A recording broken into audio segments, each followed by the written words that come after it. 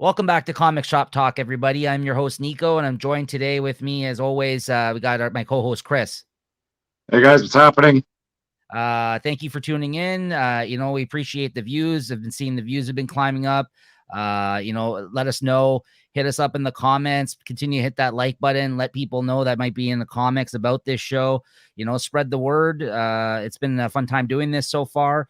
And I also wanted to let all you guys know, make sure you're subscribed to our new channel after this month. As I previously mentioned in our last episode, if you missed the announcement, we will be going over to a new YouTube channel, and that's going to still be under the Late Night Chat banner. Like it's going to be like a Late Night Chat Network YouTube site as well, a YouTube channel outside of the Late Night Chat Network, which is going to be called the Late Night Collectors Community. So we're basically moving all of our comic stuff over there, all of like the collectible card game stuff that we do over there, all of like the collectors type stuff, like, that we're all into. A lot of us are here on the channel of the Late Night Chat Network, me and, my friends, we're going to be doing all those videos over on this new YouTube channel. That's Late Night Collectors Community. So I'm going to put the link in the description below with the show notes here for you guys, as always, that we put out. So make sure you go on there and subscribe. After January, all our episodes of Comic Shop Talk, all the comic shows that we've done on the Late Night Chat Network YouTube page will be on this new YouTube channel. So they're going to be removed from Late Night Chat Network YouTube channel, and it's going to be on our sister site, the Late Night Collectors Community. So we hope you can join us over there and you follow us over there. We will be continuing to make this announcement. For now, for the month of January, though, you can still check us out here on the Late Night Chat Network YouTube page where you may have found this video.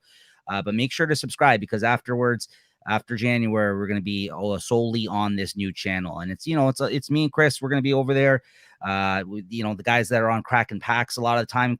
Chris actually recently was on an episode of Kraken Packs. We opened up some Upper Deck NHL Team Canada Juniors a hobby box on our last video. So if you guys are into collectible cards, sports cards, Pokemon, Dragon Ball, any of that stuff, yeah, exactly, make sure to go check us out over there. Those are always a lot of fun too. Kraken Packs with a chat, all those episodes will be on this new channel as well.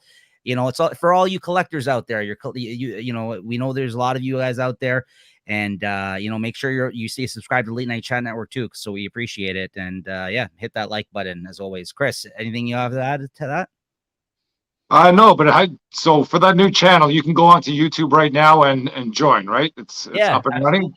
Okay, yeah. I still haven't done that yet, so I got to do that too. So there you go, Chris. You better get on there.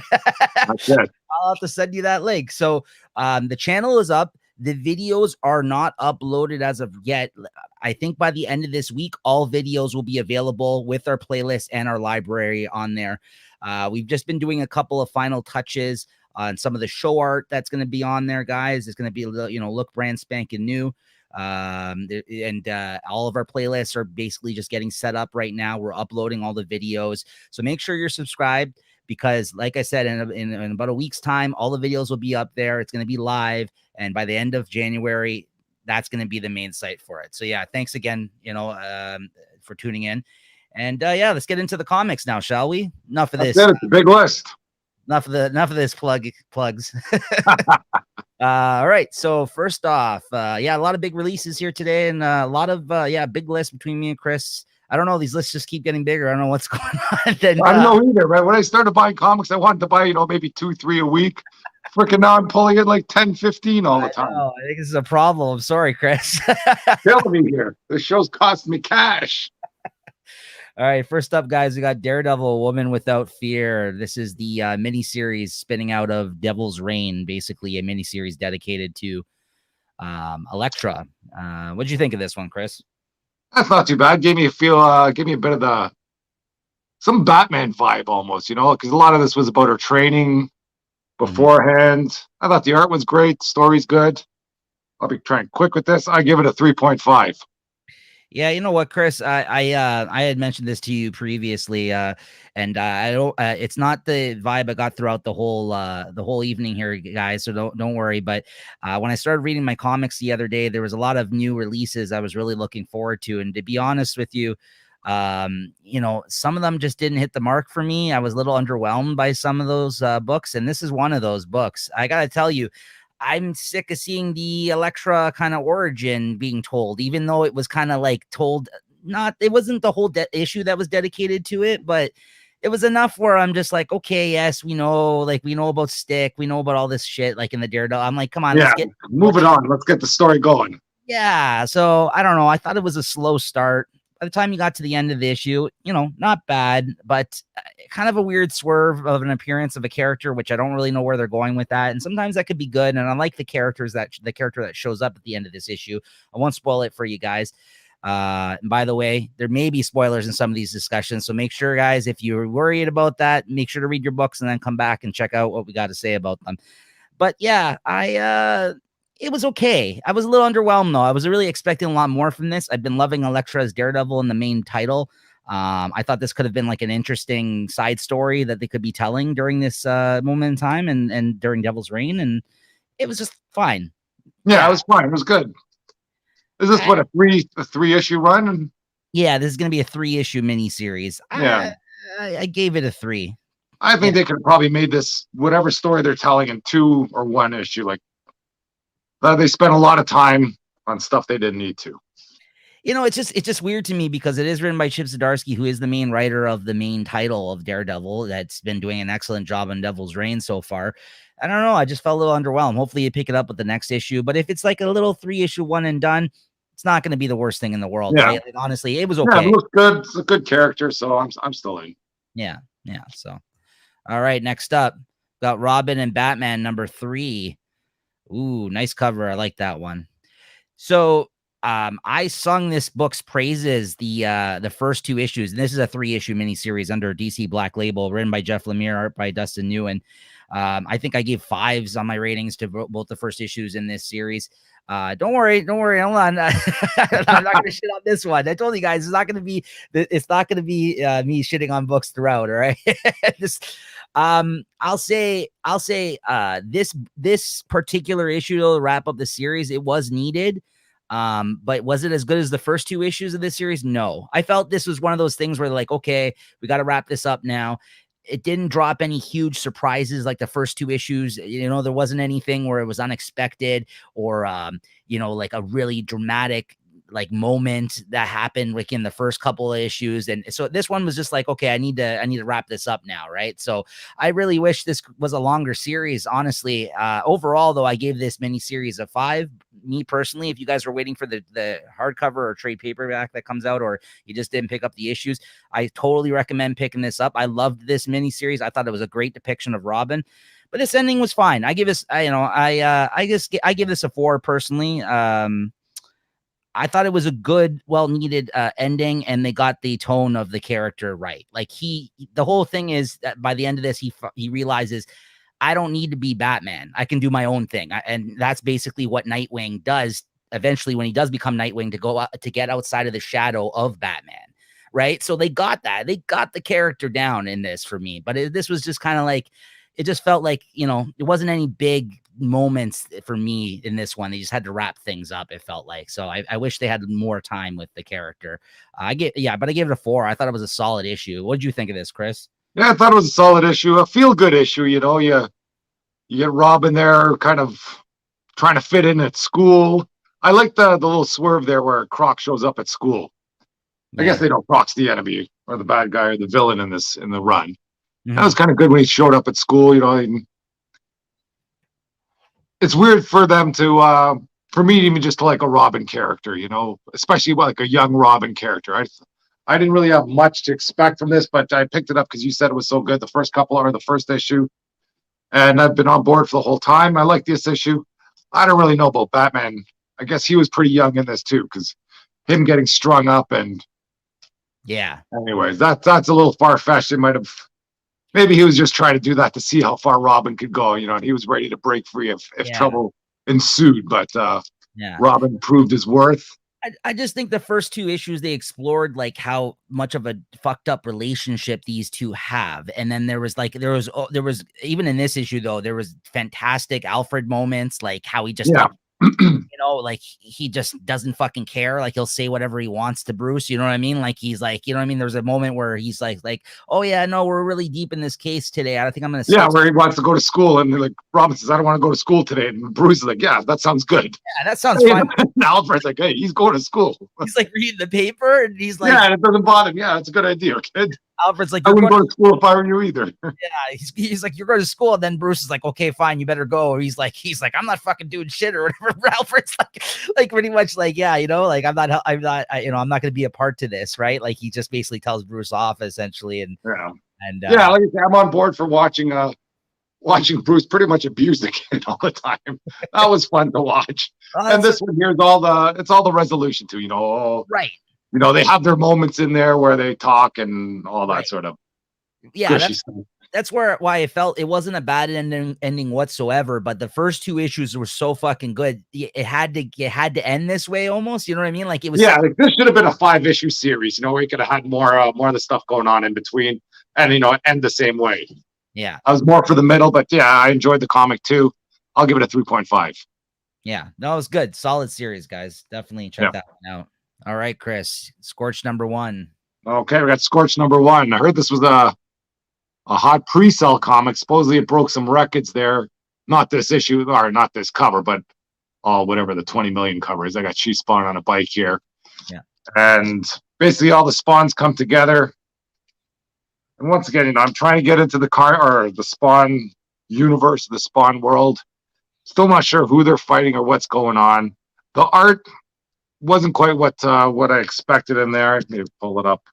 Like, most all these Image or Spawn comics, all the artwork, well, it's not that bad, but there's just some pages where it just doesn't seem to be as detailed as some of the other comics. I don't know, there's stuff here. I guess it's average stuff that they do. Oh, yeah. I expect more from these Image comics, or at least from the Todd McFarlane's Spawn business. Right. Yeah, they always have good artists, right? But it's really like, top of the line, like, 10 out of 10 art. I'd see if this was an 8 out of 10 art in there. The story's okay. I'm still trying to figure out what's going on, but all the spawns are coming together and they're still fighting someone. And Al, he's the original Spawn. He's more like a Nick Fury in there, trying to, put this team together and see what they can do. I'll probably give it a few more issues, and I'll give this a 3, I think. Okay. A lot of hype, but it's still just the beginning. Nothing. So what's the plot loosely then? It's Spawn, Al Simmons' original Spawn, rounding up a bunch of other universe spawns to fight someone? Yeah, they've all been pulled into I guess, this timeline. Right. And a lot of the comic was them just trying to get along, and I don't know. Still don't know who they're fighting. They're fighting some angels or something. That's like usually... that's the thing. Like, I'm trying to figure out who the bad guys are, and literally the same story. That's over 300 issues worth of Spawn. To be honest with you. Yeah, like there's a plague Spawn in there, something that they're trying to rescue, and he's supposed to be the prototype Spawn, and some Russians have them locked up somewhere, and they have to go to Russia, and I don't know. Of course, there's some Russians. Yeah. Oh, those Russians. Ruskies. Yeah, it's all right. Yeah. I don't know why I bothered asking. It is always the same plot for Spawn. It really is, like heaven versus hell. Spawns show up. Yeah. Okay. Yeah. All right. And we're going on next here with Justice League versus the Legion of Superheroes. Mm-hmm. There's a ton of characters in this comic because they kind of go through the Legion of Superheroes. And this is my first introduction to the Legion of Superheroes, and to the Legion of Superheroes from 100 years from now, or 200, 1,000 years, I don't know. And there's just a whole bunch of them. And there's some event that pulls some of the Legion of the Superheroes from the future into the past, and they end up running into the Justice League. I don't know, there's some great darkness that shows up in there. That seems to be the big event where that goes to. I'm not too sure. Mm-hmm. Most of the comic was sort of just laying the groundwork, I guess, for the rest of the series. It's a 6-issue series. I think the art inside is great. All the characters in there. There's some gold lanterns. I'm not sure what they're all about either, so I'm interested to read on what they're about. And For this issue, I'd give it a solid 4. It's good stuff. Yeah, I didn't end up picking this up. But if you continue to read it, I might have to catch up and join in on with you on reading it by issue 2, because I'm hoping some big stuff go down there. It's got some 2 super teams. Yeah.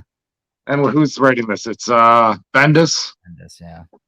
And he's supposed to be good at kind of writing these epic kind of team versus team battles. Yeah, no, for sure. I mean, I've been reading his Justice League and enjoying it enough to probably check this out. I dropped his Legion. I did try it out, but Legion is a hard book to get into because they're, like you said, there's a fucking million characters. So like I appreciate again the band together type issue though. So if that's basically what he's doing issue, then I'm a fan of that. So seeing like I missed all that X-Men versus Avengers and all that sort of stuff. So maybe I'll get a DC version here. Right. Okay. And hold on here. Oh, okay, there we go. Sorry, my screen screwed up there for a moment. I didn't see you for a moment there, Chris. It minimized. I don't know what happened. Maybe I got pulled up. The great darkness got me. All right. So next up, guys, we got King Conan #2. Now, Chris, I know you read the first issue of this. You thought it was all right, but it's all right. I fell off. Yeah, you didn't continue on the journey with me, eh? So that's all right. Well, I'm interested to see what happens, though.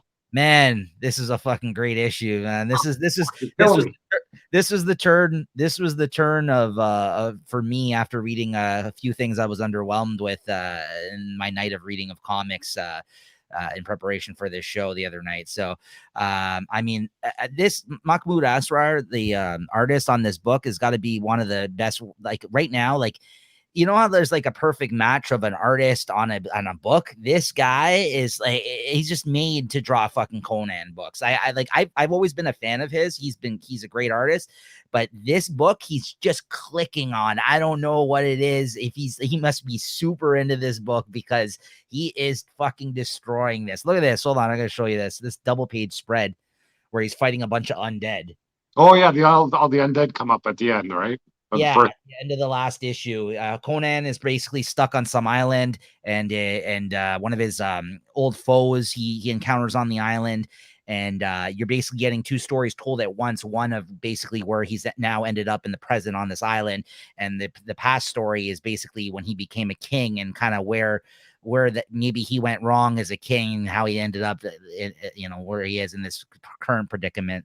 I'm stuck on this island, but yeah, he is like he's just killing it on the art, man. And then again, similar to the first issue, there's about 3 pages where it seems like the artist breaks into him fully painting it because he actually colored these pages as well. 3 pages out of the issue. Same thing in the first issue, where he kind of is telling, it's doing flashbacks to Conan, maybe from his past. And then he does these beautiful single page spreads that are like fully painted, it seems. Nice. Hey, you think Conan might be dead and he's in hell? You know what? It's very possible. I'm not sure. I mean, this. I didn't read that anywhere. Just kind of showing me there, going all the flashbacks to his previous life, and well, they don't really. He in the first one, he just ends up on a boat that crashes on this island, right? Yeah, it could be. It could be, right? It could be. Throwing it out there. That's a good theory. That's a good theory. We'll see if it pays off. But basically, by the end of this issue, he continues fighting his way throughout that island with fighting the undead, and he makes a wrong choice to basically help out his enemy because he was about to fucking get swarmed by the undead. Like he basically threw him to the wolves essentially and was gonna fuck off, and then he was kind of watching from afar and he's like, okay, you know what, I'm gonna help this guy out.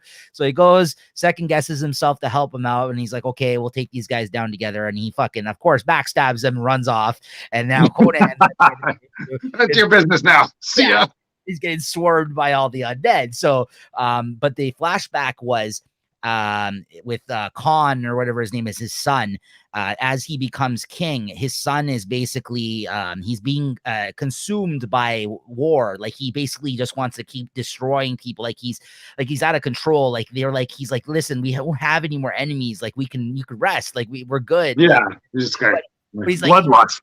Yeah, but he keeps like, no, we need to go take over this territory and we're going to push this guy around and whatever. And like, he's just consumed by the heavy is the head that wears the crown, right? So he's kind of like getting a little, a little out of control, right? So Yeah. and then he talks about all this shit about his past, like when I was your age, old man get off my lawn kind of moment, where he's like, he's trying to be a father, but he's like, when I was your age, I did all these conquests, I like went everywhere in the world, and I slept with all these women, whatever, he's just talking about all this crazy shit because he's Coda, and he's right, as a teenager he was out and about doing these things, right?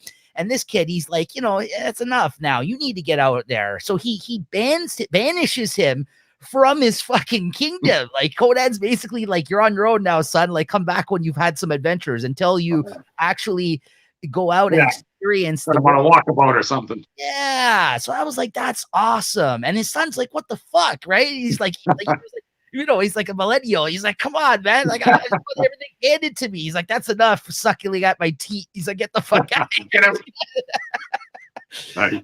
Yeah, he doesn't say that, but it seems like a very Conan-esque thing.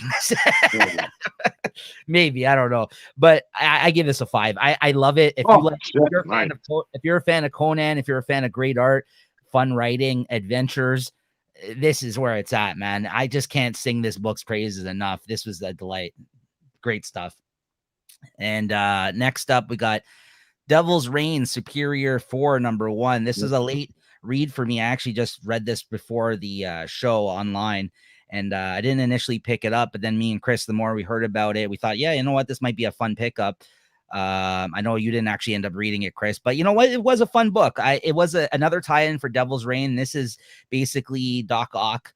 What we thought, at least what I thought it was him getting different versions of Wolverine, Hulk, and Ghost Rider from other dimensions. But what it is it's versions of those characters that are actually Doc Ocks from other dimensions. So it's this whole issue is basically 4 Doc Ocks talking to one another. like one of them is a Wolverine version, one of them is a Hulk version, and one of them is a Ghost Rider version. So it's kind of fun. But it's Doc Ock. But they're all Doc Ock. It doesn't look like Wolverine. No, it looks like Wolverine, but they all got arms. Yeah, they all got arms or whatever. The Hulk is the most ridiculous. It's like 6 green Hulk arms or whatever. Right? Like, it's like a bunch of, I don't know if you saw there's like a bunch of actual Hulk arms. See? Oh yeah. Bag. So it's kind of fun. It's ridiculous and stupid, and comics should be like that. You know, sometimes, and I do appreciate that. So basically, it was just a fun, and basically he gets all these other versions of himself using Reed's Forever Gate or something. Yeah, multiversal bridge or whatever, where he can access other worlds. He plucks all of these versions of himself out from different dimensions during the Devil's Reign stuff that's going on, because he had access to the Fantastic Four building as a result of them getting arrested, right, or whatever's going on with Devil's Reign. So him being Doc Ock and being so very full of himself, of course, the next thing always trying to be superior and everything else, he gets this wild idea that him and these versions of themselves are going to go and actually take out all the other Doc Ocks in the different universes. But it's not to take them out and get them off the playing field. It's more so to take all of their intellect. Like he throws like some sort of device on one of their heads and basically takes their knowledge. So he wants to become the superior Doc Ock, right, out of all the Doc Ocks, right? So that seems to be the trend now in the comics, because like Dr. Doom's doing it, Darkseid is doing it. I guess now Doc Ock is too. Because these guys are so vain and full of themselves, and you just fucking hit on it, Chris. Dr. Doom is, when I was reading this, I'm like, this is very Dr. Doom-like. The only other person that could be this full of himself and pull something like this would either be Dr. Doom or even Kang. By the end of this issue, do we not see another dimensional, the superior Doc Ock that is a Dr. Doom version of Doc Ock that he is now going to like come across? So yeah, so I'm in, to be honest. Yeah. If they had that comic at the store when I went there, I would have bought it. Yeah, this is another 3-issue mini-series, guys. It was fun. I give it a 4. I thought the guy who wrote it had a very good voice down for Dr. Octopus. It rang very true to me. You know what I mean? Like, what else would these guys that are like the Wolverine, the Hulk, and Ghost Rider, do they talk like Doc Ock? Yes. Yeah, they all talk like Doc Ock. So it's basically 4 Doc Ocks just try to be pompous to one another. Yeah. Now, if you find Doc Ock annoying or you don't like that kind of thing, this might be the worst issue ever for you, right? So, like, take that for what it is. Like, if you're into that though, and you like these kind of super vain, cocky, fucking characters, and you can laugh at it and have fun with it, this was a hell of a lot of fun, very unexpected, and yeah, it's like this was way better than the Daredevil Woman Without Fear for me, because I felt like more of the same. This is like a nice aside to everything that's going on in Devil's Reign. Like, this is a fun, like, you know what? We got 3 issues. Let's just do something stupid and fun, right? That was like, oh yeah, I'm in. So yeah, 4. I gave it a 4. Great issue. Nice. All right. Why don't you start us off talking about Dark Ages number 4 here? Ooh, yeah. Dark Ages number 4. Well, I had high hopes for this comic as well. The Dark Ages storyline so far has been great. I think the end of the Dark Ages 3, they teased the Venom, Carnage, and somebody inside there. So I was looking forward to seeing some of that. But this here is more of another story building issue. I think they're all floating. They're rescuing refugees and taking them to Wakanda, is it? Yeah. And just sort of all the hijinks that's going on, and they decide to go back to Europe to try and save somebody. And I like the cover. The cover is representative of what's going on in the comic too, like even though you see the cover though, like I don't know, I thought the big Fing Fang, I don't know if that can't be a spoiler, he's on the cover there, or the big Fang Foom when he comes out there to help him out. I thought that was a nice panel there, and a sort of an enjoyable sequence. But otherwise, I think the issue was a bit meh. I agree. This was one of my underwhelming comics. I was loving this so far. We love Tom Taylor's work here. We've talked about him many times. Almost every week it feels like he's coming out with a good book we're talking about, that he writes. Here's the difference. This is a 6-issue miniseries, unlike something, let's say, like Dark Knights of Steel, which is a 12-issue miniseries. Oh, yeah. It's only 6. I thought there was more. No. That's why this one is it. This issue felt like we're throwing way too much at the wall. We don't have much time to develop these characters. There's so much shit going on. Yeah, it was just like it was very underwhelming in that sense, because I feel that we've had no time. Like, he's introducing so many different versions of the characters, like at this point in time in this post-apocalyptic world in here, or the same versions, a lot of the characters in the Marvel universe, but more like, situationally they're in different places, or they're with different people, or like Black Panther and Storm are together again at this point in time. Which is, so like, this is an out of continuity story that it doesn't seem like he's got the room to tell at this point. And we know this is it for him because he's DC exclusive now. So it just felt very like I'm going to throw like 10 really cool ideas out there and see what sticks. And he's like throwing it just feels like he could have used another 6 issues or something to tell this story. Right. And it's disappointing, because I felt like we missed an issue from the last one. Like, it felt like, it felt like he's jumping around where like, I'm like, it feels very rushed. Right. Yeah. Like, I didn't see the reason for this story really. Like, he should just continued on from where he was. Like, this one really didn't connect to the second or the third issue at all.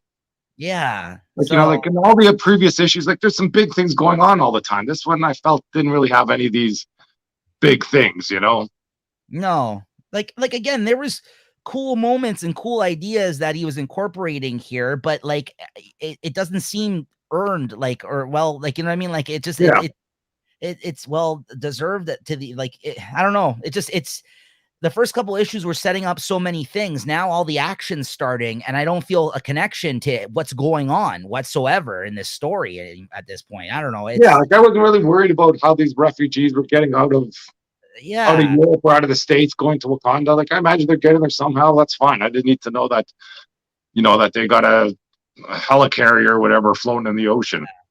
Like, that's not mind blowing or something I'm looking forward to. Yeah, so it's disappointing. I'm glad to hear you say that too, because I definitely felt that reading this one. And this is a series that we were pretty hype about at the start. Like, we were like, wow, this is actually really great so far. And I feel like it's kind of just petering out here with 2 issues to go. I don't know. I'm going to finish it, obviously. Like, I'm invested, but disappointing to say the least. So I don't know. I don't know what you gave this. I give this a 3. Yeah, I'll give it a 3 too. I'm just looking at it now, because I think when they do have a little, like, a Spawn or the Carnage reveal at the end, and was trying to figure out who Carnage is, like the human host. It looked like it was Norman Osborn, I thought. Mm-hmm. But who knows? Yeah, Maybe I mean, there's like I guess a big character death in this by the yeah, end. It's still. like, but again, it just seems yeah, like Yeah, that happened so many times. It's almost like in Walking Dead, once they start killing everybody, it's killing somebody starts losing its effect when so many yeah. other people have already died in the earlier issues. I also feel that something that Tom Taylor is really good at as a writer is the characterizations of the characters that he's actually like writing. Like they sound like the characters, like he has a good knowledge of them. But I think he does a hell of a lot better with the DC people. So I could see why he signed exclusive over there, because he's done a couple of things for Marvel. Actually, no, he did Laura, the all new Wolverine, the female version that's in this story. He wrote a great run on that character. He wrote a nice little series, Friendly Neighborhood Spider-Man, which is like a little 14-issue series he did. So he's done good work for Marvel too. I should take that back. But this just felt like maybe he's doing too many of these types of stories right now, and it felt like, I don't know. It's just disappointing, man. I was really excited for reading that, and I can't tell you. So yeah, it's one of the first ones I picked up. When I had my stock, that's one of the first ones I wanted to read. Yeah. So yeah. So there you go. I kind of read that. I read Daredevil, Woman Without Fear, and I was like, what the fuck's going on? Like, anyways, luckily, and here's another one here. I don't know, at least how I know how Chris feels about it. I may think differently, but go ahead, Chris. Fantastic 439. Why don't you let us know about this one? Yeah, Fantastic 439. I guess it's the second part, I guess, of 38. They're in family court fighting, what's his name, the Wizard, or yeah.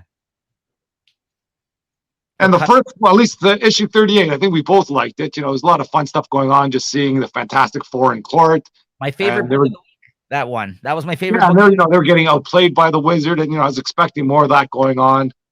And I don't know if someone else wrote this one or what happened, but this sort of just changed the tone, and then they have, I don't know. Well, I guess not out of nowhere, but then they have, what's his name? Torch is getting a little upset that he's still stuck in his fire form, and yeah, I thought that was kind of funny when he went down to try and cool off in the ocean and just unexpectedly killed him. Yeah, of course. Namor. All the animals there's Namor. What the hell are you doing, man? Yeah. But otherwise, I don't know if they're trying to set up a new villain, I guess, or a new wizard or something. Maybe that's what it's about. But once again, this was a bit more of a meh, or a not so. Yeah. Not so great.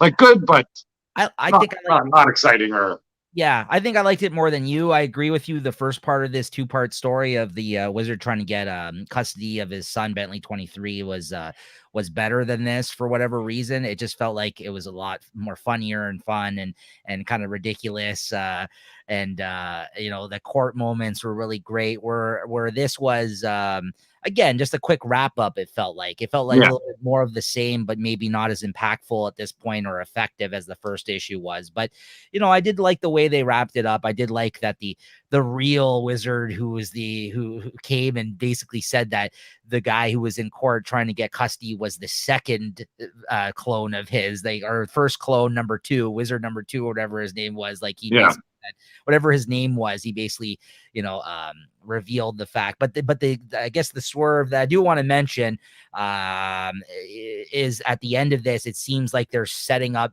Bentley 23 that's been under like living with the Fantastic Four family for the Richards for quite a while now in the comics.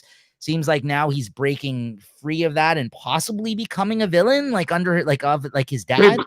They seem to hint that, or he's up to something. Yes. So that's what I mean. It's not very clear. So I don't know how much of a spoiler that is, but basically by the end of this, it's, you find out that he actually set all of this in motion to basically be free of custody of the Richards family and the Fantastic Four. And as a result, is now out on his own with the android and with Dragon Man, and kind of out doing his own thing. What that is, or what that's gonna entail, I guess we'll see in the in the coming issues. I don't even know if he's gonna be part of this whole Reckoning War thing. But as Chris mentioned, this wasn't really a prelude so much to that. It seems like that's just gonna happen. Like this is just like some sort of event that's just gonna happen in the next issue or whatever. And it's also gonna have one shots, I think, of the event outside of the main series, from what I understand. So I'm looking forward to that, though. I'm down for anything with the Watcher. I'm a big Watcher fan. So Yeah, I'm down for it. I'm just gonna be freaking poor. uh so what'd you give this one then? He sounds like you were, like you said, you were a little Yeah, underwhelmed. it's just average 3. Not good, not good, not bad, not good. I gave it Not bad, but it was okay. I gave it a 4. I thought it was a solid issue. But again, yeah, not as great as the first one. All right, Chris, Spider-Woman number 18. Spider-Woman number 18. What's his name here? Perry Perez. He's still killing these covers here. Yeah. We got Spider-Woman there, Kingpin in the background, Devil Rain tie-in. And I guess in this issue, Spider-Woman confronts Daredevil. Because I guess she was fighting some Thunderbolts and they attacked one of her friends or maybe somebody in her family. And it was it was a good confrontation between Spider-Woman and Kingpin. And once again, Kingpin, he starts pulling out his files there and goes, "Hey, Aaron, I know everything about you."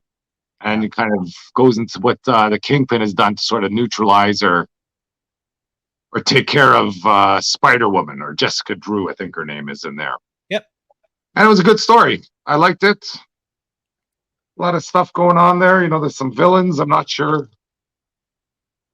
I guess if it's one of her, I guess, arch villains or something like that, but they're going after her family. And, when you had a lot of scenes with Spider-Woman fighting Kingpin. And, I imagine she's super powered. She should be able to take him out. And, she's kind of handing it to him, and then he kind of drops the information bomb on her, and she's going, "Oh, geez, you know that? I gotta go." Yeah. And hello. That's it. I liked it. I'll give that a 4. Nice. All right. And then again, I'm up now with a little bit of a Jerry Duggan double shot here for you guys. So he actually wrapped up 2 books that he was writing this week. The first being Savage Avengers number 28. This has been a really fun ride. I've really enjoyed my time with this series. I hope they collect it into like an omnibus or a hardcover or something like that, because I will double dip and purchase it. Because I would like this book on my shelves. This was basically when they got the rights back to Conan comics a couple of years ago, or however long it's been now. Marvel, when they got it back from Dark Horse. This was them bringing him into the Marvel universe proper. Like, he's had his main Conan series, as I kind of just talked about before, but there really hasn't been any relation in those series to him in the Marvel universe. Whereas in this series, he actually joins an Avengers team. And yeah, it was as ridiculous as it sounds, but you kind of got to lean into it for it to be successful in that sense. Sometimes you got to lean into the fun and the wackiness of an idea like this. And I think Jerry Duggan definitely did that. And it was a through line of this whole story of 28 issues in, of him and this other team of Avengers that kind of changed up throughout the series. They're not even really an official Avengers team. This was just an excuse to kind of throw a bunch of people in a story, it seemed like, right? It's not like they ran around being like, we're the Savage Avengers, right? But it was just like a lot of badass characters like you would expect on a team like that, like Wolverine and Elektra and like whomever else. Punisher was in it earlier on. But yeah, so and a lot of my favorite characters in that sense too. Doctor Doom and Doctor Strange were working together on the team by the end of this to take down this villain, Black Widow, Juggernaut, Magic from the X-Men. So yeah, there's a lot of fun characters here. And then and most importantly, Kang was involved by the end of this too. So long story short, they took down the bad guy. Everything seems to be put back where it should be. Kang even went through time and thinking that Conan was going to be a threat because he didn't see him winning in certain futures, or Conan coming out on top in certain futures, because Kang knows all about the time stuff. He left him back in his time. So then by the end of the issue, you're like, oh yeah, so it seems like Conan's back. That's it. He's done in the Marvel universe. Then Kang goes to his vault, sees that there's a weapon on the wall, his sword that he had collected, I guess, from some time period. And then he picks up the sword off the wall, and he's thinking he's got the last laugh on Conan. And then on the sword, it says, "This isn't over." Like he scratched it in. And then all of a sudden you see King Conan on the throne. And then you get to a page where the writer basically gives you like a nice little written page of his time on the book. He talks about it and, you know, all these things, and like seems like a send off. And you get to the next page and you see Kang bring him back into the Marvel universe. He's like, okay, so be it. Like, he brings him back. So where Conan will pop up next in the Marvel universe, who knows? But this was a hell of a lot of fun. I gave this issue a 4. I thought this was a good ending, and if that sounds fun to you, I certainly found it fun. So I think it's worth checking out. 28 issues. I think it had like an annual or something, so it's probably like maybe 30 issues. Oh, and that's it for the Savage Avengers now? That's it. That was the last issue. Jerry Duggan wrote it the whole way through, had a great art team throughout, a couple different artists. It was really good. So, nice. And and then again, another last issue, at least for Jerry Duggan writing. I don't know if they're relaunching it. I know they're doing an annual of Marauders, and then they might be relaunching it with a #1. I don't know what's going on with all the X books kind of moving forward, but Jerry Duggan, who's writing the main X-Men title now, and continuing to do so, he wrote this issue 27 of Marauders. He launched this series at the start of all this Hickman direction of the X-Men. And then again, he just writes fun books. This has always been a really fun book. This has been kind of focused on the White Queen, Emma Frost, as well as the Red Queen, Kitty Pryde, and a bunch of them who basically are pirates. They go around on the 7 seas. They kind of deal with different, things out in the world, and have a trading company, which is like what is the White Queen part of? The Hellfire kind of trading company, essentially. So they selling booze or something. Well, yeah, other things, because on the Krakoa, they have all those herbs, and you know what I mean. They're growing all kind of pharmaceutical type shit to help out the humans, and that's why they've been given the being allowed to become a nation outside of, you know what I mean, of everything, right? So that's basically, they kind of barter and trade and deal with matters outside of the Quiet Council, like on in different continents and shit like that. So that's kind of been their place in the book. But even in this issue, they find a fun moment between Pyro and I forgot the other guy's name. I think maybe it's Iceman in that one scene. But they dress up as like basically like, I don't know, like your typical like villains. It seems like it from like Miami Vice or something. Like it seems like look, he's rocking the coat there. Oh yeah. So they're acting like the protection's on. They're like trying to pretend that like they're international terrorists, right? And they're meeting with somebody so they can transfer them all this money so they can kind of foil their plans to pick up, you know, some sort of illegal weapons. Or they're trying to sell them 3 shield helicarriers, but as they're doing the trade, like one of them gets blown up in the air. Like he's like, okay, well, we're gonna sell you 2 then. That one's maybe not so great condition. So he's trying to, like, you know, catch these terrorists essentially, or like these guys that have plans to do something bad with this stuff, and he gets them to transfer the money.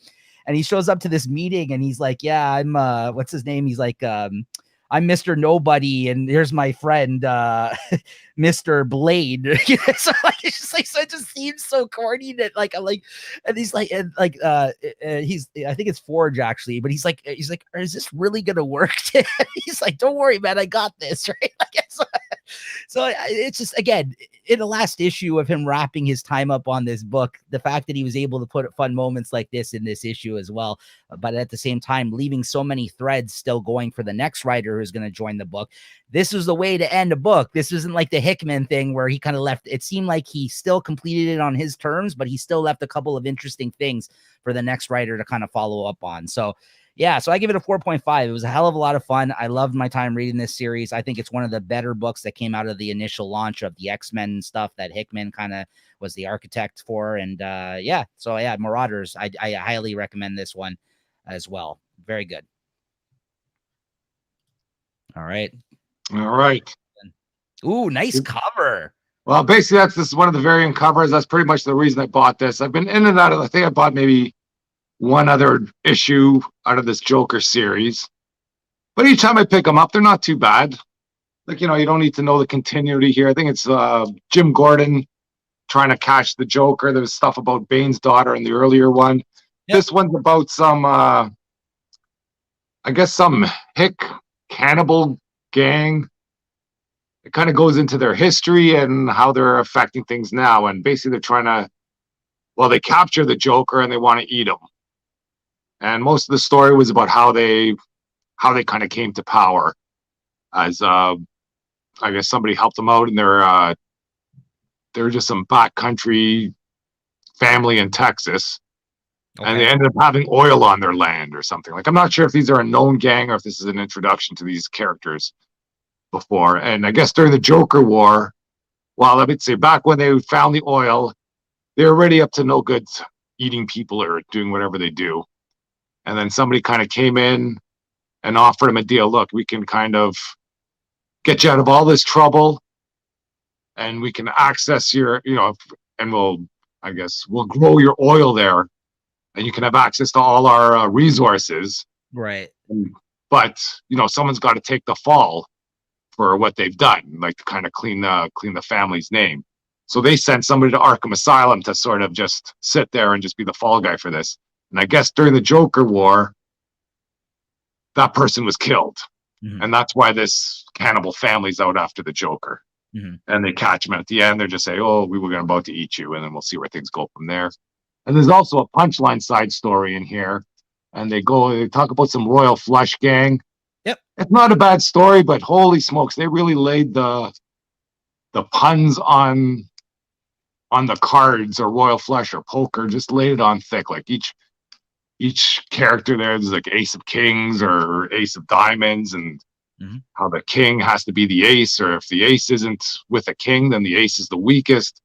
It wasn't a bad story, but I just thought they laid a lot of that, all the puns or the references to royal flush, a little bit thick. And I think at the final scene there, you see something where a character you didn't think was part of the royal flush gang sticks out her hand, and then you can see the deck of cards tattooed on her wrist. And it's like, ooh.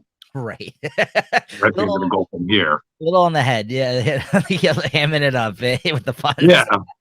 Like, these weren't funny. Like, I don't think they're supposed to be funny stories. I was like, fuck, come on, enough already. I'm trying to figure out, with all the cards, the queen of clubs or the queen of spades, and come on, enough already. And like I said, I'm not following this along too closely, and I'll give this a 3. It's a good story, but I love that cover, though. If I can get the cover, that cover is a 4.5 easy. That's a great cover. Yeah, absolutely. No, I dropped this only a couple of issues ago because I'm probably gonna get if they come out with a larger collection, because James Tynion is also writing this, so I assume maybe they'll combine that with his Batman stuff and maybe put out a collection. But I did enjoy the series. Like I've read up to 10 or 11. I just had to trim some books off my list, so this one unfortunately didn't make the cut because I fucking read 20 Batman books already. So I kind of was like, okay, you know what, I don't need to read this. But yeah, it's a solid series from what I read of it as well. Yeah. Okay. Oh, also, just one more thing. I just remember I forgot to mention in Marauders, Multiple Man is on the boat in this, and he basically when they see him on the boat, when he commandeers one of the boats in this, he calls himself Multiple Seaman, not Seaman, Seaman. I just thought that was funny. I'm like, you know what you're writing here. To the writer, I'm like, you know the joke you're making here, buddy. You're just trying to get away with it. He was like, so I laughed out loud when I read that, because I love Multiple Man, but he's not used that much. But the fact that they rolled up on him, he's like, I'm Multiple Seaman now. There's a whole bunch of them on the boat. I'm like, that's fucking hilarious. Oh, you're seeing freaking. Yeah. Wiggling around. All right. So King of Spies number 2. I don't have much to add to this. I talked about the first issue. This was the James Bond type of spy who basically had found out that he only has 6 months to live because he has a tumor of some sort, and he's basically going against his organization that he protected for all these years, that sent him out on all these missions, and basically taking out the pieces of shit that he had to protect in so many of these missions. As a result, all the evil people, corrupt people that he encountered that he knows of, he's basically tracking them down right now and killing them, because he's like, fuck it, I got 6 months to live. I'm going to do right in this world finally. And I'm not going to end this way. So he's basically, it's basically like a revenge flick. If you're into things like a Grindhouse thing, if you're in the John Wicks or the Takens and that kind of thing, that's basically what this is, with a dying old James Bond type character. So it's fun. I enjoy it. I mean, it's simple, to the point. Fantastic art by Matteo Scalera. I hope that they adapt this like they do all of his other things that he's been doing, Mark Millar, because he's got a deal with Netflix right now, and he's just pumping these properties out into TV shows. I'd be into this. I think it's a good story and it's fun, and yeah, it reads quick, and yeah, it's solid. I really liked it. I give it a 4. I think it's a good series. And Mark Millar, no, it's only like a 4-issue or 5-issue miniseries. That's the thing with him too. Whenever he brings out these things, they're all small miniseries. Like he kind of puts his idea out there, doesn't waste any time, always has a fucking amazing artist.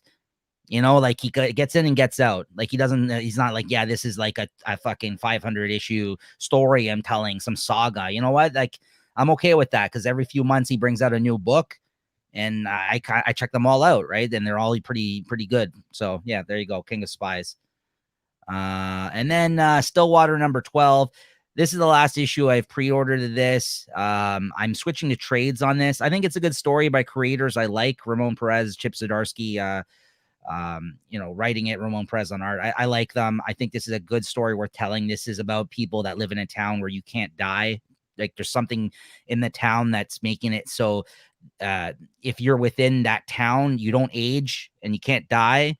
But there's also like a fucked up mentality and way of living that goes along with that. And like as these secrets about the town get unearthed in the story that they're telling, there's a whole bunch of people in the town that are basically fighting against it and trying to escape and trying to take down whatever this whole thing is that's going on in the town. So it's kind of filled with mystery and intrigue and some action.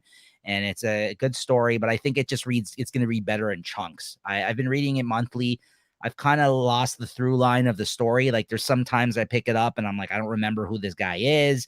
I don't really know what his relation is to this other character. So I'm losing it reading it monthly. And with these books, the ones that come out through Image, they're not always monthly. Sometimes they'll do 6 issues, then they'll take a couple of months break, and then you'll come back. And because they're creator owned, right? They're not being put out by like Marvel or DC where they has to be on the shelves every month. So like these guys will take their time telling their story. I just think I'm just going to pick up the trade paperbacks of this. They got one more arc left, so it's going to be like another 6 issues, and then the series is going to wrap up. So I'm going to probably just read the rest in trade. So yeah, so it's not bad. I give this issue a 3. Like I said, I don't know everything that's going on, and that's my fault. I think I'm just a little confused as to what's happening, but I do enjoy the story that's being told. So yeah. All right, and lastly, we got Amazing Spider-Man 85. Chris, why don't you start us off with this one? I liked it. Well, I'll tell you what I don't like. I don't like this cover. I like the cover, but I don't like this cover for this issue. How can you have a freaking cover of Spider-Man getting trashed here, and he doesn't get trashed in the comic? But other than that, I like this issue. I love this. Different. Pardon me?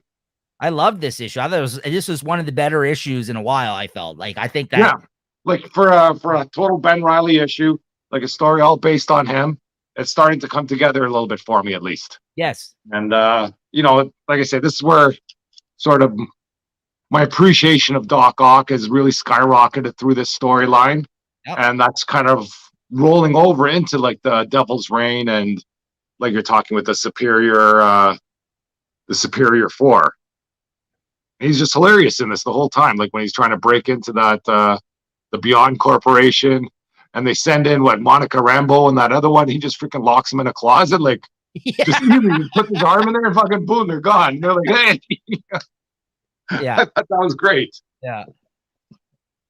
And I think a lot of in the battle scenes with Spider-Man and Doc Ock, it was a good fight. What do you think? I loved it. I thought it was funny. I thought it was like you said, great version of Doc Ock in this. He has been great in a lot of books recently. I agree with you. I've always liked the character, but yeah, he's more of the same here. Like I was talking about in the other book, it's like he's on his whole I'm superior type of tip in this. Yeah. But it's just funny because in this regard, he just really fucking hates that this organization has stolen his ideas somewhat. So again, it's more of a vein like, listen, I know bad people. These guys are bad. They're fucking around with some of my creations. He's trying to warn Ben Reilly, or who he thinks is Spider-Man. He doesn't know different Spider-Man. Well, he does. He makes one mention that he goes, "You're different," or something. I don't know who you are, but you might put it together. I don't know.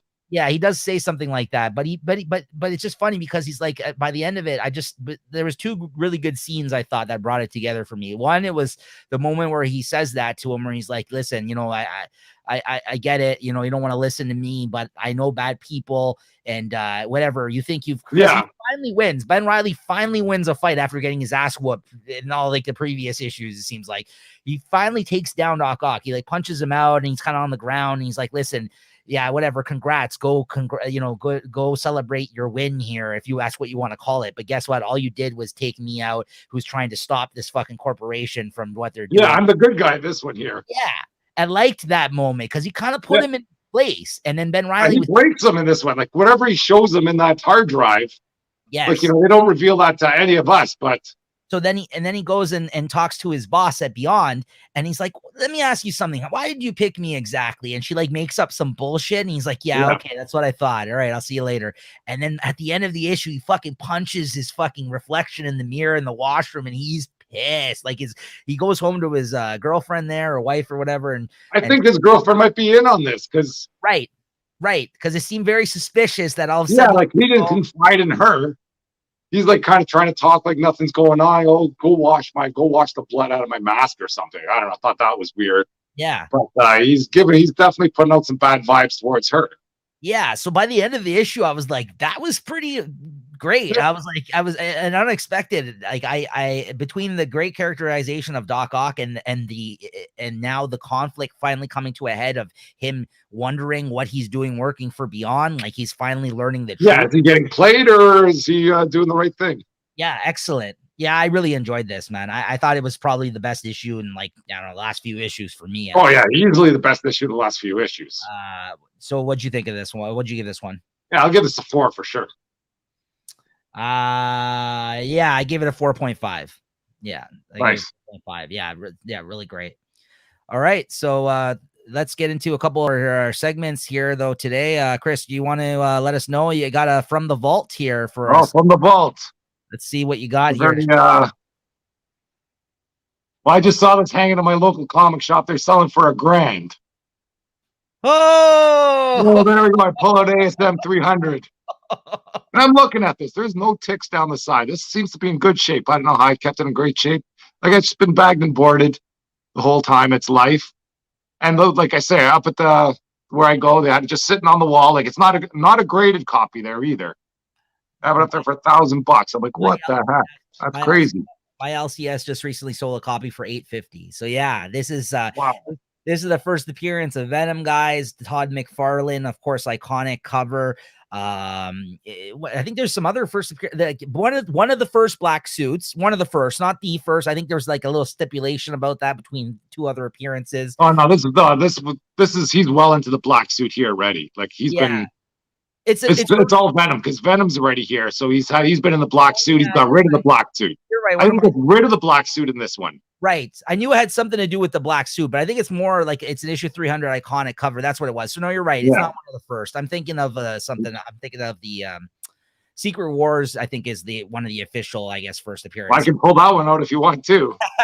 Save that one for another time. But yeah, first Venom, of course. That's why it's kind of I think skyrocketed up in price, I guess, because of the popularity of that character. So so that's a nice one, man. I wish I had a copy of that. I really do. That's one of my great. It's one of those books I probably could have got cheaper at one point in time, and now it's fucking like it's so expensive. Yeah, I don't know if I wouldn't pay $1,000 for a freaking copy. Yeah, I don't think I'll ever get my hands on a copy now because I don't think I'd be willing to spend that much. But that's a nice cover, man. That's a great issue. So yeah, there you go, everybody. Spider-Man 300. All right, in the news, and speaking of Spider-Man, all our Spider-Man news right at the end of this episode. They just announced the new creative team on Amazing Spider-Man, I guess as of April, I think it is, when this is supposed to start. Yeah, I think April 22. Yeah, whatever. So this is when the current Beyond era of Spider-Man with Ben Reilly will end by that point, and they're going to reintroduce Peter as Spider-Man. But he there's some preview pages out there and some like them talking a little bit about the direction of the book that's going to be written by Zeb Wells, who I'm a fan of. I think it's a solid choice, and John Romita Jr., which is probably the bigger news because John Romita Jr., of course, longtime Spider-Man artist when he worked for Marvel. He was over in DC for a few years as of recently, where I don't think he did great work, but he's drawn enough Spider-Man that I'm excited to see him on the book again. I think he fits. He's a good fit for the title. And of course, you know, John Romita Sr., his father, worked on the original Spider-Man back in the day.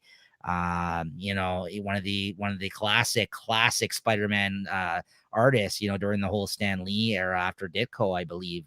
So that's really cool that you know, he's kind of keeping that thing going, right? Yeah. Footsteps. So I'm really excited for this, man. I know like you said, you don't really know Zeb Wells all too well, but I think he has been one of the rotation of writers right now in the current Beyond era storyline of Spider-Man. But I think he's a solid writer, and I'm looking forward to seeing John Romita back on the title. I think it's Yeah, gonna be that teaser they sent out where you got Peter Parker standing in a crater, and when it says like, Peter, what did you do, or something. So that's a bit of a lost type of teaser there, that's for sure. yeah, the preview pages didn't allude to anything good for him, that's for sure. He seems Yeah, he's like standing in a crater. It's like, what the hell did I just do? yeah. No, it I don't doesn't know. look like I'm looking forward to that. Other things I'm looking forward to. I know in the New Mutants 25 they got coming out. yeah. I think that's around April. They have Magic versus Goblin Queen or Madeline Pryor. They might be battling for Limbo. That's what I hear. Gonna probably be some of those, you know. Oh, you can see the freaking the variant covers for that already. Holy smokes! A lot of TNA between those two characters for sure. That's it. It's the battle of the underboobs, I think. Yeah, there you go, guys. No, I mean, I love Magic. I love that character. So yeah, I might have to check that out if that's the case, because that's pretty cool. And like you said, that'll be the Sorcerer Supreme of Limbo or whatever, the Queen of Limbo. Well, like you predicted at the end of Hellions, where they kind of introduced Madeline Pryor there, she's still kicking, right? She's still around, yep. Right? Well, she's back now, and guess she wants to get what she gets. Yeah. So there you go. Yeah. Well, there you have it. That's one more thing too. I want to talk about. What did you hear about Tony Stark or Tom Cruise as Tony Stark? No, I haven't heard that. Is that confirmed or? No, not confirmed. We're just putting it in the news. I see it floating out there. And I've seen it on more than one or two websites there that they think he might show up in what's that, the Doctor Strange as a Tony Stark variant or something. Well, I was gonna say, how are they gonna do that? Like, yeah, okay. I was like, they better not. I'm not a huge Tom Cruise fan. I'm not a Tom Cruise fan either, but I still watch his movies. Here's the thing with Tom Cruise that I've started admitting to in recent years. I don't like Tom Cruise, but he's in some good movies. If that he's in great movies. All his movies are freaking great. I don't think they're all great, but there's been a lot of like here's the thing. I don't go to the theaters to watch Tom Cruise movies, but if it's something on TV or something like that, and I've heard good things about it, a lot of the time he has been in a lot of good films.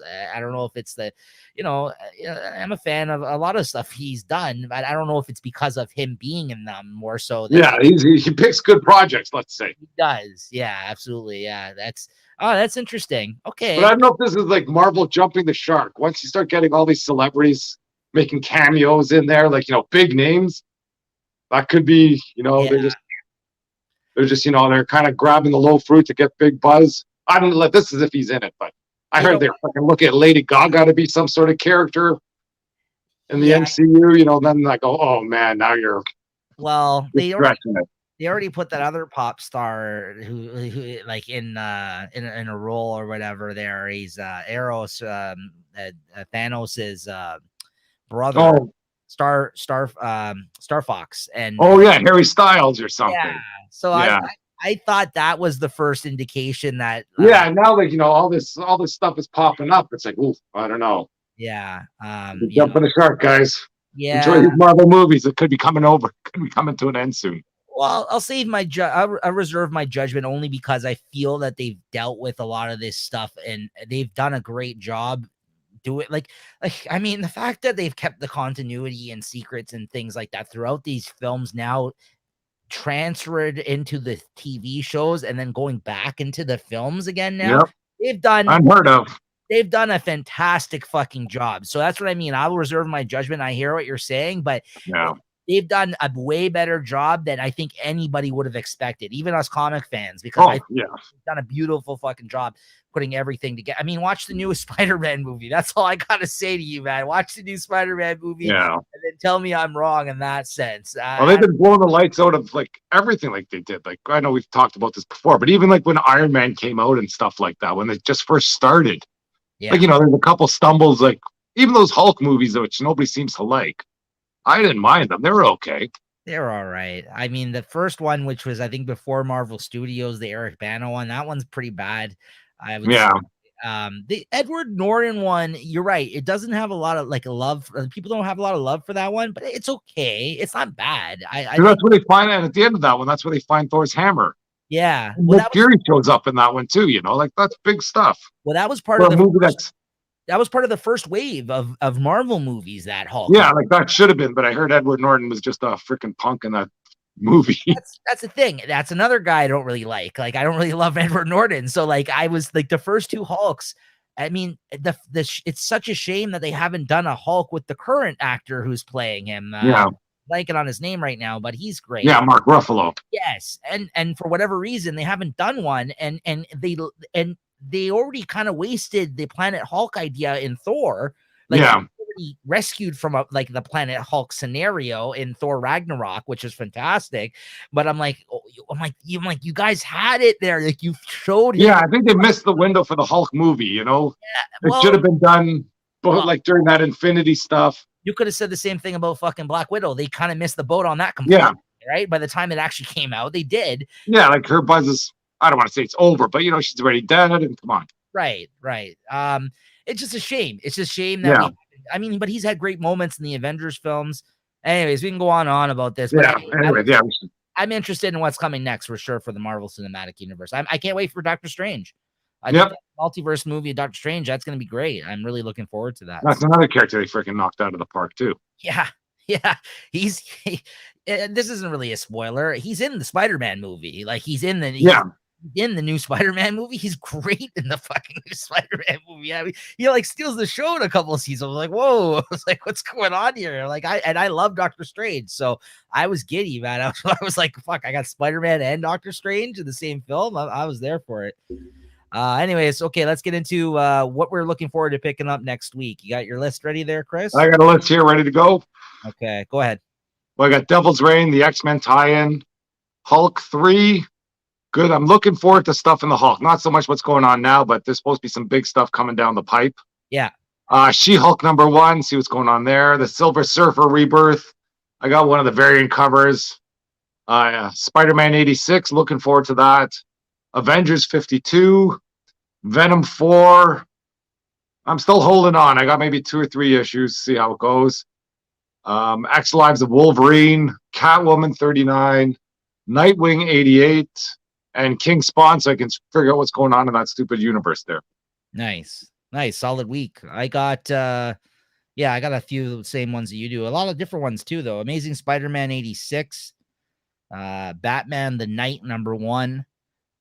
Devil's Reign X-Men #1, Hulk 3, Nightwing 88, Primordial 5, Righteous Thirst for Vengeance 4, Silver Coin 8, Strange Academy 15, and Supergirl Woman of Tomorrow 7.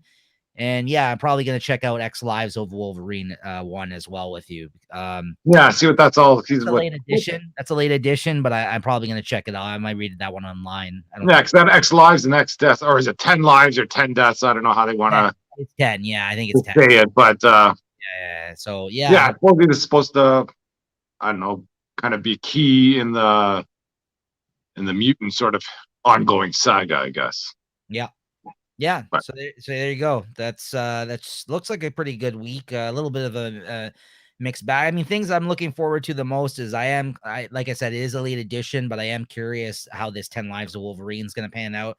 And I'm also interested. I mean, I always love when Nightwing comes out. I'm looking forward to that show, Nightwing. That's a great series. And and checking out what these some killer covers for that Wolverine too. Holy smokes. Seen some of the Oof. Wow, those are nice. Yeah, for sure. All right. So that's what we're looking forward to next week, guys. Hit us up in the comments. Let us know what you're maybe looking forward to. And, if you want to keep the conversation going, anything that maybe we talked about here today, make sure, let us know what you thought of them. Yeah. Awesome shirt. And like I said, keep the conversation going, guys, with us. If you're into comics, if you're here, you hear our thoughts on them, and you're also reading some of these, let us know what you think in the comments. Hit us up. Okay, so and here we are, the moment of truth, everybody. Our favorite book of the week. I think it might be a similar one. Oh, yeah. You ready? Hold on.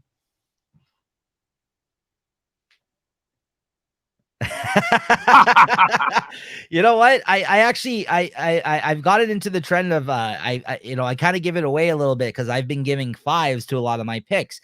I think I just gave this a 4.5. But you know what? Just because of the rating, like I like Chris's way of doing it. I've noticed he's been doing it this way. I don't want to almost give it away. Sometimes I'll give things a 5, although Chris is yet to give out a 5, guys. His ratings are very but I've been giving 5 to a lot of the books I've been giving pick of the week, our favorite book of the week to as well. So I'm going to be probably less transparent in doing so, because the only other book I think that came close to it this week for me was King Conan, which I did give a 5 to. I gave the 4.5 to this, maybe to either fool you guys or just to let you know that our 5 rating isn't going to always make it to be. It doesn't mean it's my favorite of the week, right? Even though it'd be like, this comic's a masterpiece, blah blah blah. Yeah. But my favorite, got to give it to Spidey, because I needed this issue. It was kind of the series needed this issue. Yeah, the last few issues we've been kind of down on it. I mean, go back a few episodes, we shit all over fucking one of them, guys. Like, it was crazy. They were like, what the fuck is this? But we were in the mood for that issue, that's for sure. That was the wrong time to put a bad issue out. Yeah, but yeah, this was a lot of fun. Absolutely. And what do you think about this Savage Spider-Man that's coming out? Or I don't know what it is, where Spider-Man turns into a spider or something. Have you seen the solicitations for that? This one here. Yeah, I don't know. I don't know either. But it's supposed to be Peter Parker. I don't know if I don't know if there's some big swerve in there or what's going on, but yeah, I don't know about that. I don't know. Like, I don't want to buy it, but fuck. But I might have to read that online or something. One more thing about this, though, on the what's to come in the next couple of issues, looks like some interesting stuff. Look at that awesome cover with him getting drowned by spiders. Yeah, I'm not getting fooled by them. Look at this one. Oh yeah, I got that on pre-order. That's for sure. You got the Mary Jane in a black suit costume. Like, that's pretty awesome. I don't know what's. Well, I don't know if you read the solicitation there. It's like, I think Black Cat's in trouble. Who does she call? Mary Jane? Are you sure? Yeah, I mean, that's Scott Campbell, isn't it? Yes, he's done some iconic covers. I think this is Peter Parker's dream right here. Oh wow, what's going on there, man? So, anyways, all right, guys, that's gonna do it for this week. Again, make sure you're subscribed. Make sure you subscribe to our new YouTube channel. That's the Late Night Collectors Community. It's under the umbrella of the Late Night Chat Network, guys. Now that's where me and Chris will be come February. All of these episodes, including all of our other comic content, the other things I do, the comic book hauls, any of the old podcasts I did, anything that involves comics or cards or anything else that we collect, we're going to be highlighting on that new YouTube channel. So make sure that you join us over there on Late Night Collectors Community. The link will be in the description and the notes of this video, along with the show notes, as always. And thank you for tuning in, as always. Always a lot of fun. Always look forward to talking to Chris, and give us a thumbs up, hit that like button, everybody. Make sure you're subscribed, and we'll see you guys next time. All right, cheers, everybody. Later, guys.